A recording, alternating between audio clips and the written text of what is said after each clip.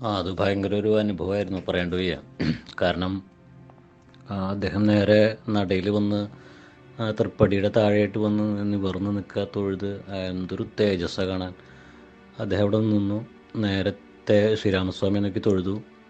കയ്യിലുള്ള ഒരു കുടം വെള്ളിയുടെ നെയ്ക്കുടം വെച്ചു, ഒരു കൊല കദളിപ്പഴം, പൂവ്, ഇതൊക്കെ പടിയിൽ സമർപ്പിച്ചു.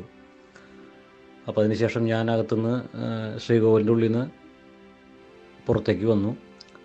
ഒരു 3-4 തൃപ്പടി താഴേക്ക് ഇറങ്ങി മുഖാമുഖം നിന്നും കൊണ്ട് അങ്ങോട്ടും ഇങ്ങോട്ട് പരസ്പരം നേരെ നോക്കി ശ്രീരാമജയം എന്ന് പറഞ്ഞു. അദ്ദേഹം തിരിച്ച് ഇങ്ങോട്ടും പറഞ്ഞു.